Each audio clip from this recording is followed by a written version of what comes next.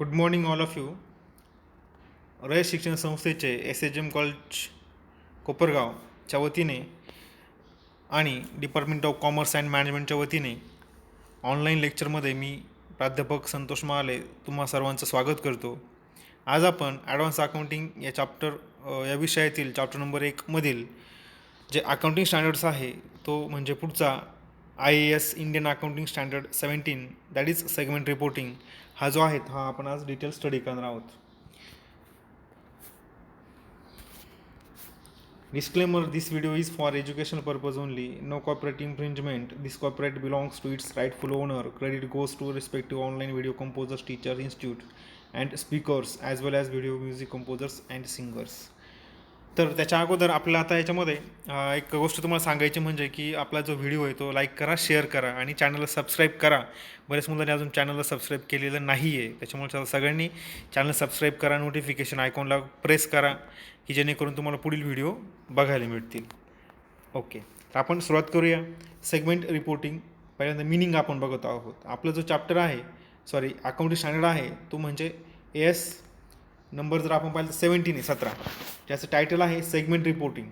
Segment म्हणजे काय तर बघा, ह्या स्लाईडचा विचार न करता आपण थोडंसं ओव्हरऑल याच्यावर थोडीशी 1-2 मिनटं चर्चा करूया. तर सेगमेंट म्हणजे काय बघा, कोणताही एखादा व्यवसाय असू द्या, कोणता एखादा बिझनेस असू द्या की जो एखादा प्रोडक्ट मॅन्युफॅक्चर करतो आहे किंवा एखादी सर्व्हिस प्रोव्हाइड करतो आहे, तर हा जो बिझनेस आहे याचा जो महत्त्वाचा घटक असतो सक्सेस होण्यामागचा तो म्हणजे कस्टमर. कोणत्याही बिझनेसला कस्टमर हे खूप महत्त्वाचे असतात. कस्टमर जेवढं जास्त तेवढा बिझनेस जास्त प्रमाणामध्ये काय होतो आहे, सक्सेस होत असतो. म्हणून कस्टमरला फोकस करणं जास्त गरजेचं असतं. म्हणून कोणतीही कंपनी काय करते की त्यांच्या कस्टमरच्या दृष्टीने कस्टमरला काय पाहिजे नेमकं त्या दृष्टीने त्यांचे प्रोडक्ट ते काय करत असते, मॅन्युफॅक्चर करत असते किंवा कस्टमरला कोणत्या प्रकारची सर्व्हिस पाहिजे आहे त्या प्रकारची सर्व्हिस देण्याचा प्रयत्न ती कंपनी करत असते. म्हणजे कस्टमरला काय पाहिजे याचा विचार करून ती कंपनी प्रोडक्ट मॅन्युफॅक्चर करते किंवा सर्व्हिस देण्याचा प्रयत्न करत असते. मग आता याच्यामध्ये सेगमेंटचं जर आपण अर्थ जर पाहिलं, शब्दशः अर्थ पाहिलं तर एक विशिष्ट प्रकारचा ग्रुप नाही का, त्याला आपण सेगमेंट असं म्हणत असतो.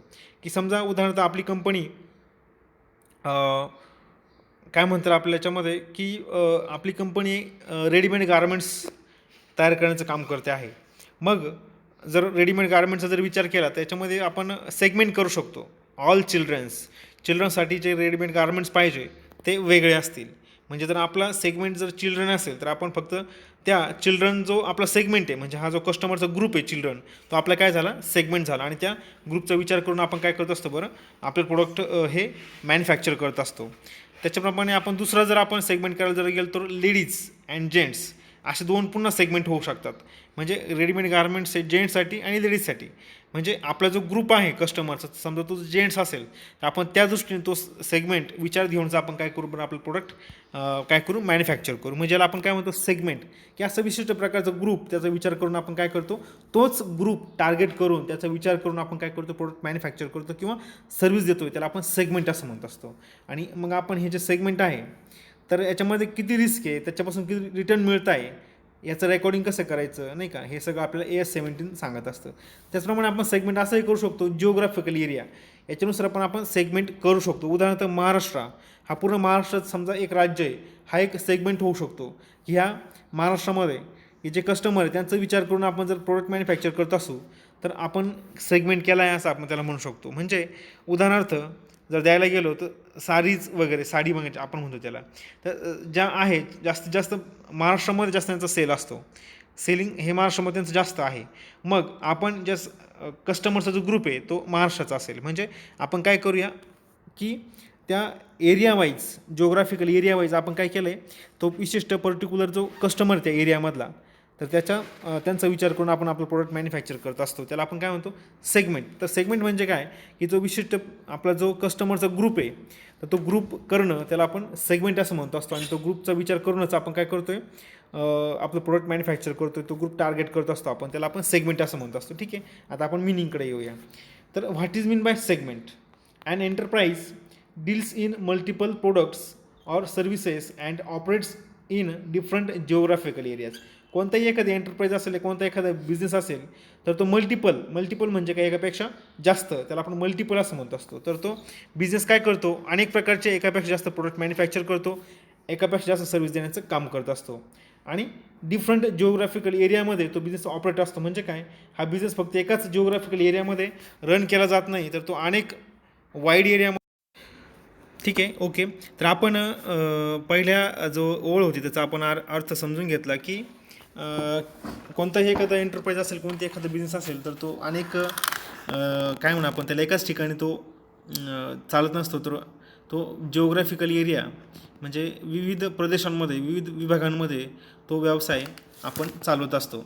Multiple products or services and its operations in different geographical areas are exposed to different risk and returns.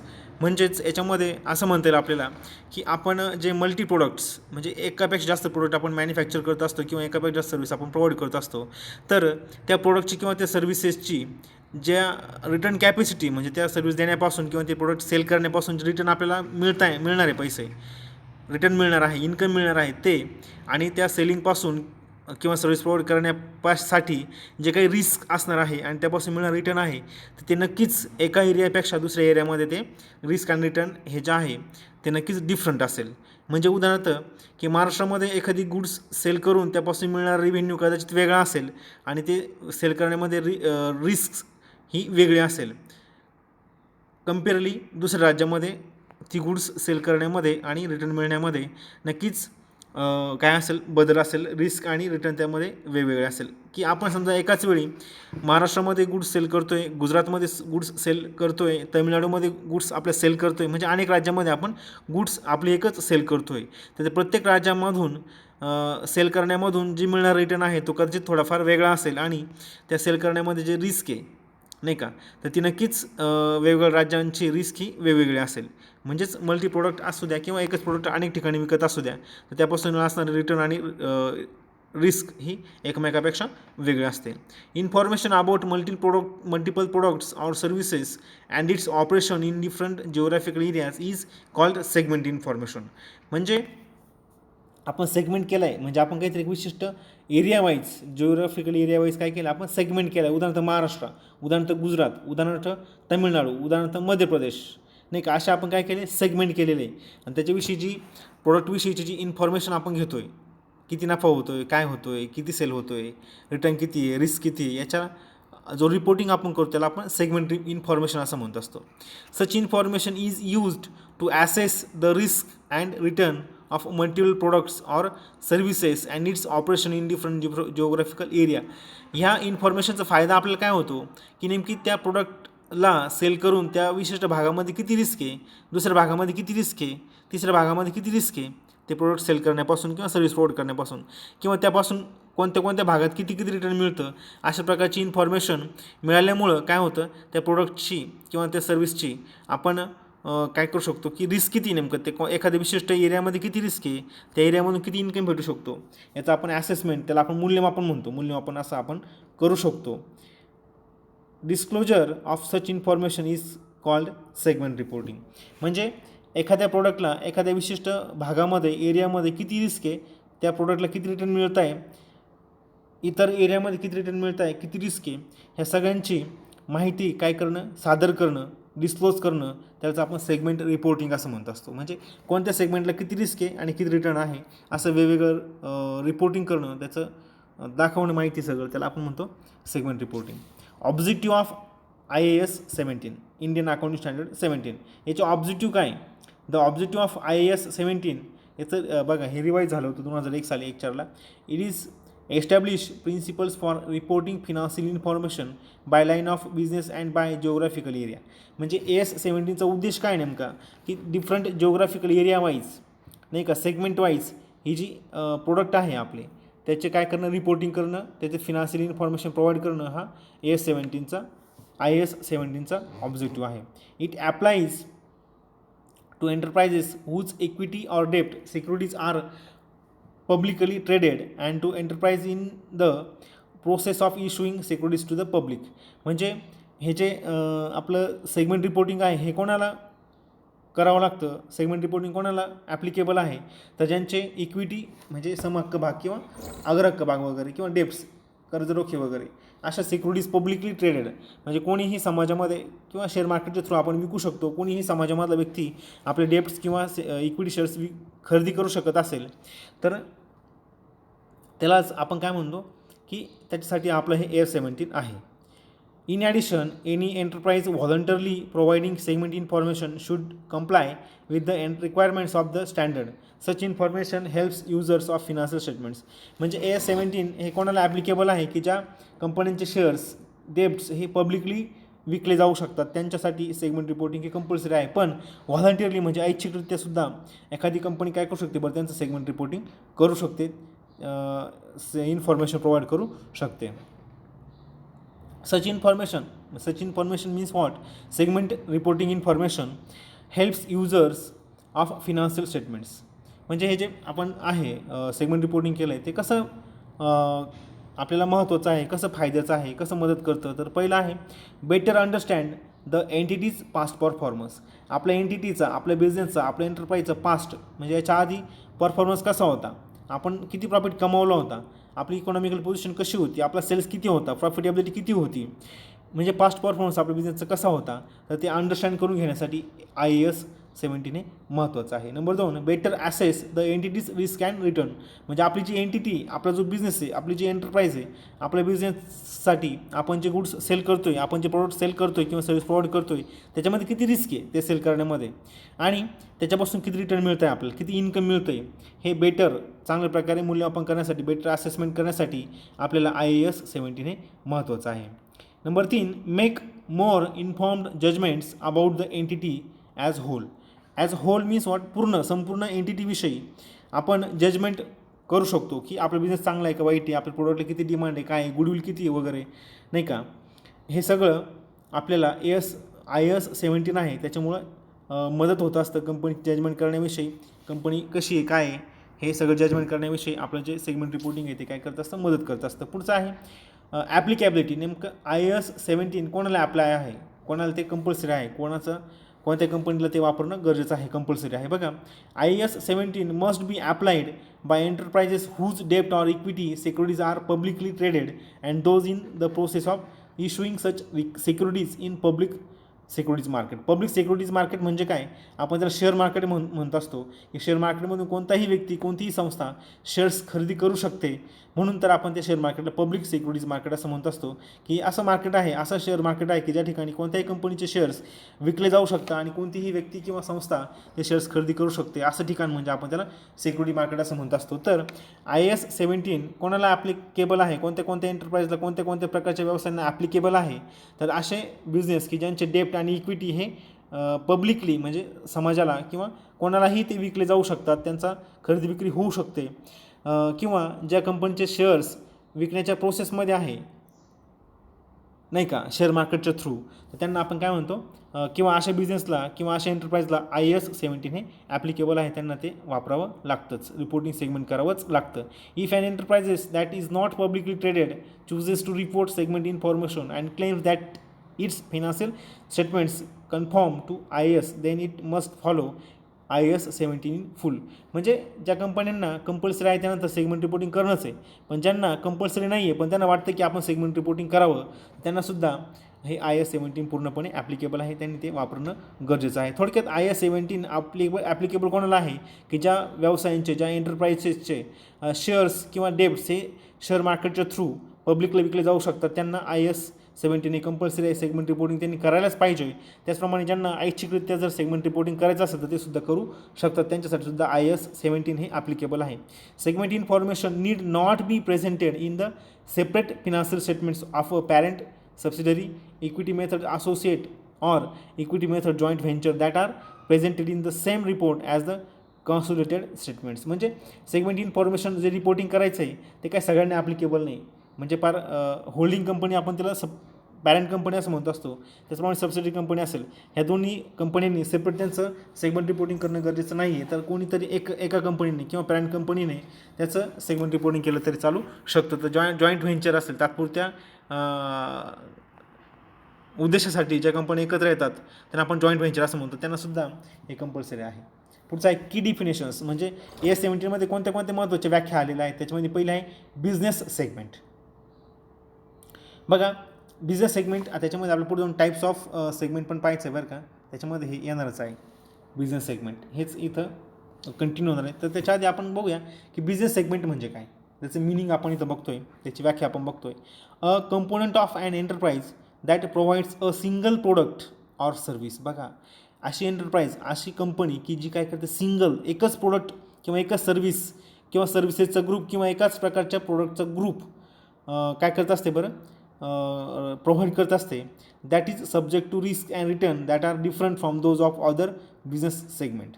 म्हणजे अशी बिझनेस, असा एंटरप्राइज की जो काय करतो, एकच प्रकारचं सिंगल प्रकारचं प्रोडक्ट, सिंगल प्रकारचं सर्व्हिस प्रोव्हाइड करतो आहे आणि त्यांचं जे रिस्क अँड रिटर्न आहे ते इतर व्यवसायांच्यापेक्षा हे वेगळं आहे, त्याला आपण काय म्हणतो, बिझनेस सेगमेंट असं म्हणत असतो. बिझनेस सेगमेंट कळतं सगळ्यांना. तर बिझनेस सेगमेंट म्हणजे काय की आपण काय करतोय की एकाच प्रकारचं प्रोडक्ट किंवा सर्व्हिस प्रोव्हाइड करतोय कस्टमरला, त्याला आपण बिझनेस सेगमेंट असं म्हणत असतो. की जे आपलं प्रोडक्ट आणि सर्व्हिस ही इतर व्यवसायांपेक्षा कशी असेल, वेगळी असेल, त्याला आपण बिझनेस सेगमेंट असं म्हणत असतो. पुढचा आहे जिओग्राफिकल सेगमेंट. याची कन्सेप्ट आपण बघतोय, व्याख्या.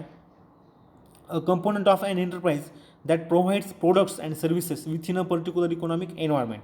म्हणजे अशी कंपनी, असा व्यवसाय, अशी एंटरप्राइज की जे काय करते, provide service or products, service किंवा प्रोडक्ट प्रोव्हाइड करते कोणाला, एका विशिष्ट अशा पर्टिक्युलर विशिष्ट अशा इकॉनॉमिक एन्व्हायरमेंटमध्ये काय करते, फक्त आपले सर्व्हिस आणि प्रोडक्ट काय करते, सेल करते. आता काय म्हणते याच्यामध्ये की सर्व्हिस किंवा सिमिलर किंवा पर्टिक्युलर इकॉनॉमिक एन्व्हायरमेंट कसं सांगता येईल आपल्याला.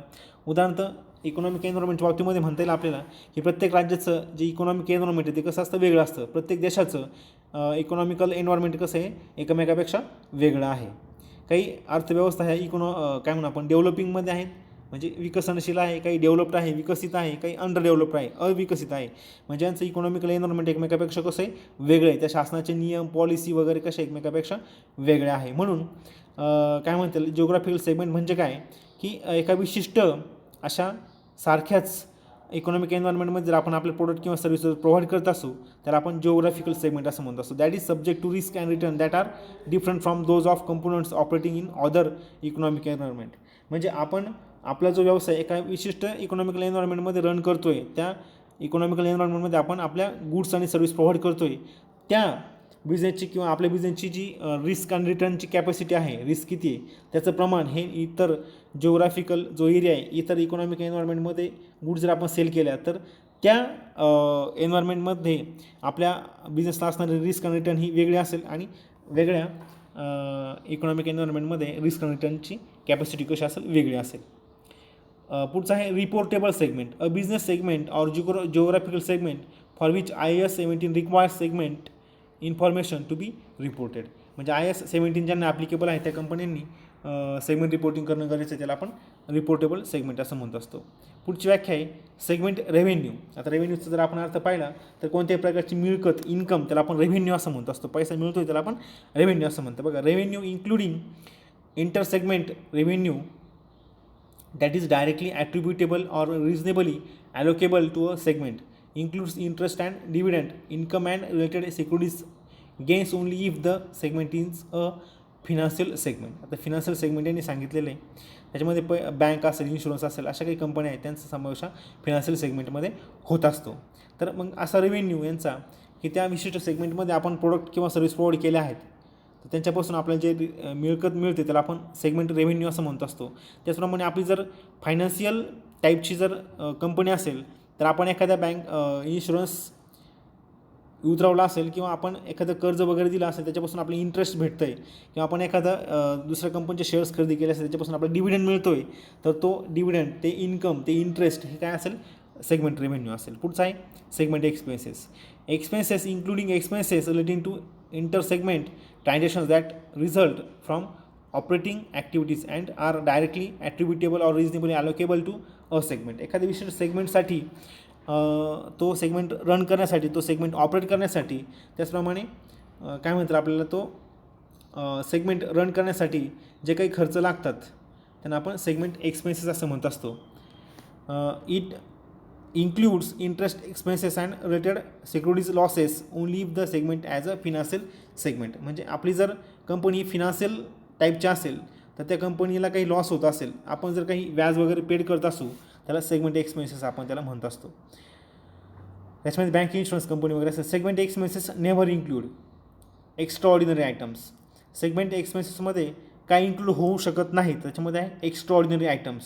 आता आपण हे सेकंड इयरला पाहिलं होतं. एक्स्ट्रा ऑर्डिनरी आयटम्स म्हणजे काय, की आपल्या बिझनेसचा डे टू डे पार्ट जो आहे, एक्सपेन्सेस असेल, इन्कम वगैरे असेल, त्याच्या व्यतिरिक्त अचानकपणे की जो इन्कम किंवा जो एक्सपेन्सेस आपल्या कंपनीचा एंटरप्राईजचा डे टू डेचा पार्ट नाही आहे, कायमचा खर्च नाही आहे, त्याला आपण एक्स्ट्रा ऑर्डिनरी आयटम असं म्हणतो. असं उदाहरणार्थ अर्थक्वेक, त्याच्यामुळे आपला खर्च झाला, एक्सपेन्सेस झाला, त्याला आपण एक्स्ट्रा ऑर्डिनरी आयटम असं म्हणतो. फ्लड म्हणजे काय म्हणू आपण त्याला, पूर वगैरे आला असेल, भूकंप वगैरे आला असेल, किंवा अशा अचानक परिस्थिती बोलली असेल, त्याच्यामुळे आपला खर्च होत असेल, त्याला आपण एक्स्ट्रा ऑर्डिनरी आयटम असं म्हणतो असतो. आणि असे आयटम्स, असे खर्च सेगमेंट रिपोर्टिंगमध्ये आपल्याला घेता येणार नाही. Losses on investments accounted for by the equity method, income taxes वगैरे, general corporate administrative and head office expenses, हे सुद्धा कशामध्ये येतात, सेगमेंट एक्सपेन्समध्ये येत असतात. पुढचा आहे सेगमेंट रिझल्ट. याचं मिनिंग खूप सोपं आहे बघा. Segment revenue minus segment expenditures is equal to segment result. म्हणजे सेगमेंट रिव्हेन्यू म्हणजे काय, आपल्या सेगमेंटपासून किती मिळकत मिळते, किती इन्कम मिळते, ते म्हणजे सेगमेंट रिव्हेन्यू. त्यातून काय मायनस करायचं, की त्या सेगमेंटसाठी आपण जेवढा खर्च केला तो त्यातून काय करायचं, सेगमेंट रिव्हेन्यूमधून सेगमेंट एक्सपेन्सेस काय करायचा, मायनस करायचा. आणि त्याला आपण म्हणतो सेगमेंट रिझल्ट असं म्हणत असतो. त्याच्यामधून मायनॉरिटी इंटरेस्ट वगैरे मायनस करायचं नाही त्याच्या अगोदर, त्याला आपण काय म्हणतो, revenue minus expenses is equal to segment results. पुढचा आहे segment assets and segment liabilities. म्हणजे आपला सेगमेंट्स आहे, आता सेगमेंटचा अर्थ सगळ्यांना कळलेला आहे. सेगमेंट म्हणजे काय, विशिष्ट असं ग्रुप, की त्याच्यासाठी आपण काय करतो, त्या ग्रुपमध्ये किंवा त्या ग्रुपसाठी, त्या एरियासाठी आपण गुड्स किंवा सर्व्हिस प्रोव्हाइड करत असतो, त्याला आपण सेगमेंट असं म्हणत असतो. मग आपल्याला हे प्रोडक्ट मॅन्युफॅक्चर करण्यासाठी, सर्व्हिस प्रोव्हाइड करण्यासाठी काही ॲसेटची किंवा लायबिलिटींची गरज असते. त्यांना आपण काय म्हणतो बरं, सेगमेंट ॲसेट्स अँड लायबिलिटी, की ज्यांचा संबंध हा त्या विशिष्ट एका सेगमेंटशीच असतो. पुढचा आहे टाईप्स ऑफ सेगमेंट. सेगमेंटचे साधारणपणे 2 प्रकार पडतात. त्याच्यामध्ये पहिला प्रकार आहे बिझनेस सेगमेंट. बघा, segment is made on the basis of products or services which are exposed to different risk and return. A business segment is a component of an enterprise which satisfies the following conditions. Business segment म्हणजे काय, आपण अशा विशिष्ट एका प्रकारचं product किंवा एका single प्रकारचं सर्व्हिस आपण प्रोव्हाइड करतो आहे, त्याच्यामध्ये विशिष्ट अशा प्रकारची रिस्क आणि रिटर्न्स वगैरे असणार आहे, त्यांना आपण बिझनेस सेगमेंट असं म्हणत असतो.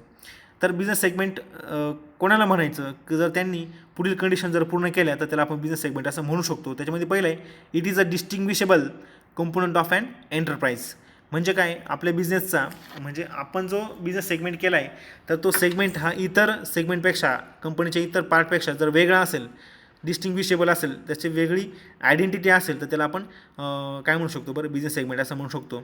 It is engaged in providing and individual product or services or group of products or services. म्हणजे आपण एका सिंगल प्रकारचं प्रोडक्ट किंवा सिंगल प्रकारची सर्व्हिसेस किंवा ग्रुप, प्रोडक्टचा ग्रुप किंवा सर्व्हिसेसचा ग्रुप आपण जर इश्यू करत असू, देत असू लोकांना, एंगेज असू आपण एखादी सर्व्हिस देण्यामध्ये किंवा एखादं प्रोडक्ट मॅन्युफॅक्चर करण्यामध्ये सेम प्रकारच्या, त्याला आपण काय म्हणू शकतो बरं, बिझनेस सेगमेंट असं म्हणू शकतो. It is subject to risk and return that are different from those of other business segments. म्हणजे आपला जो बिझनेसचा एक सेगमेंट आहे त्याची रिस्क अँड रिटर्न ही बिझनेसच्या दुसऱ्या सेगमेंटपेक्षा नक्कीच कशी असेल, वेगळी असेल. कारण प्रोडक्ट वेगळे, एरिया वेगळा आहे, प्रोडक्ट वेगळे, सर्व्हिस वेगळी. पुढचा आहे दुसरा प्रकार आहे सेगमेंटचा, तो म्हणजे जिओग्राफिकल सेगमेंट. बघा, जिओग्राफिकल सेगमेंटमध्ये सांगायचं जर झालं तर एखाद्या विशिष्ट भागामध्ये, एखाद्या विशिष्ट भौगोलिक प्रदेशामध्ये जर आपले कस्टमर असतील, त्यांचाच आपण विचार करून प्रोडक्ट मॅन्युफॅक्चर करत असू, तर त्याला आपण काय म्हणतो, जिओग्राफिकल सेगमेंट असं म्हणत असतो. Geographical segments may be based either on where the enterprises assets are located or on where its customer are located. म्हणजे आपल्या बिझनेसचे, आपल्या एंटरप्राइजेसच्या असेट्स आणि लायबिलिटी कुठं लोकेट आहे, कोणत्या ठिकाणी आहे, त्या कोणत्या लोकल एरियामध्ये आहे, किंवा आपले कस्टमर्स कोणत्या एरियामध्ये आहे, त्याला आपण काय म्हणतो, जिओग्राफिकल सेगमेंट असं म्हणत असतो. म्हणजे थोडक्यात तो एरिया म्हणजे आपलं काय झालं, सेगमेंट झाला. whichever basis is used, several items of data must be presented on other basis if significantly different.